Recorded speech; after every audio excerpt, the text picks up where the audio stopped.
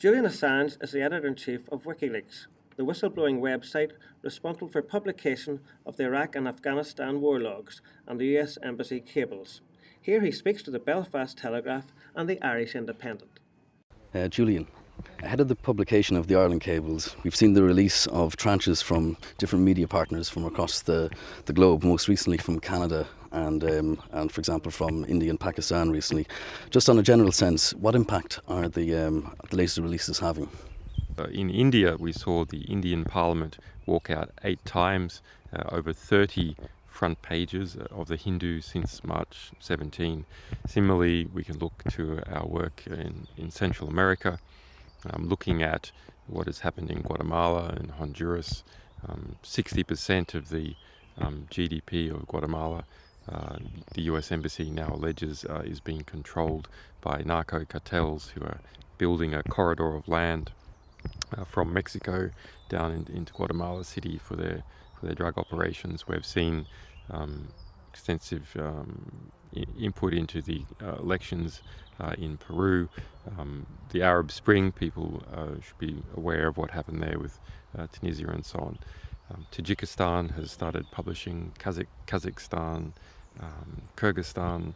So really, if we look at if we just isolated to the cables, the role of the State Department in the world, in its operations in every country, and its dealings with multinationals, local politics, geopolitical concerns, intelligence concerns, then this material covers all of that. And so when it is revealed, it affects all of those sectors. And just as this unfolds around the world, Julian, what about the relationship with the United States? I mean, has it changed in the last number of months? Are they still seem so determined to really hunt you, I guess is the word I'm looking for, to chase after you? Well, the United States has brought out to the public an extremely aggressive response.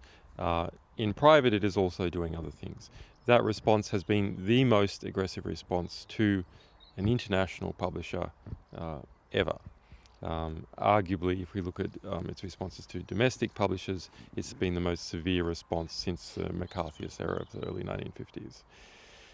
The United States is engaging in a secret grand jury process, information of which has come out and been publicly confirmed in Alexandria, Virginia. Just a week ago, people were hauled before that process. Our people or people supporting us when crossing the United States border are detained and searched routinely.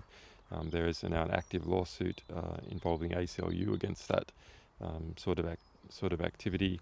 There has been pressure on many different countries individually by the United States to take action against us. That pressure on Australia, for instance, resulted in the Australian government publicly announcing that it would suspend my passport, that it would start a whole of government task force into us involving domestic intelligence agency, a foreign intelligence agency, the Australian Federal Police, the Australian Defence Department and the Attorney General's Office.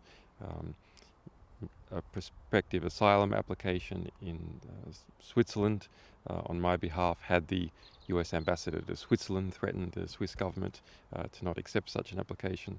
Now, the sort of public rhetoric that you saw by the Vice President in the beginning of the year saying that I was a high-tech terrorist, this has been toned down a little bit.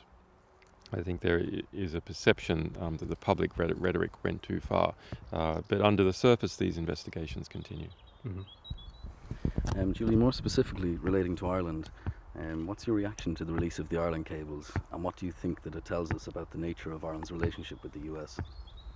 Well, my reaction is I'm extremely pleased based upon the work that I've seen the Irish Independent do so far on the Belfast Telegraph. It's a lot of very interesting information is coming out. I would say that the type of information, while it is of course unique to Irish conditions, is exactly the same sort of thing that we saw in Australia, that we saw in El Salvador, which is the US Embassy being used to collect political intelligence and economic intelligence on the country that it's operating in. Now, it's not always anti-US. It doesn't always reflect negatively on the US, what is occurring. Sometimes that is just information they are collecting without necessarily intending to use it for a nefarious purpose, but it throws light onto the domestic situation, to infighting and to a dissonance between what particular individuals or particular companies or particular politicians are saying to the public and what they're saying to the United States. And specifically about Northern Ireland, I mean, the cables revealed a lot of previously unknown details about the peace process and about the political process that's still ongoing. What are your thoughts on that as regards maybe the public's right to know these things? It is clearly now the public's right to know. You can make some debate that during the very heat of negotiations, is it helpful for information to be coming out, because then there's two sorts of negotiations you have to have at once. The negotiation with the public and the negotiation with your partners before you've come up with an idea to present to the public. But those days are long gone. The CIA has refused in the last month to declassify information about the Bay of Pigs invasion in 1962. I mean, they maintain that that is still something that the public should not know. And of course, that is completely and utterly ridiculous. There is no possible security ramifications that concerned what happened in 1962 to the present situation. So that excuse of saying that this stuff should be concealed for security reasons is a lie that is being constantly used to cover up the embarrassment to the organisations concerned. What are your views on the methods used by the US to extract sensitive detail from countries across the world? The Ireland cables do not appear to show any direct evidence of spying or illegal surveillance, but there is also evidence of snooping on friendly powers such as Ireland. What are your views on the methods that they use, and also do they cross the diplomatic boundaries?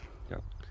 Well, from other material, we know that they cross the diplomatic boundaries. I mean, there was several orders by the State Department with Hillary Clinton's name on them to US diplomats to collect DNA evidence from people in the United Nations and from non-governmental organizations working in South America, credit card numbers, frequent flyer numbers, passwords to VPNs, encrypted links and so on.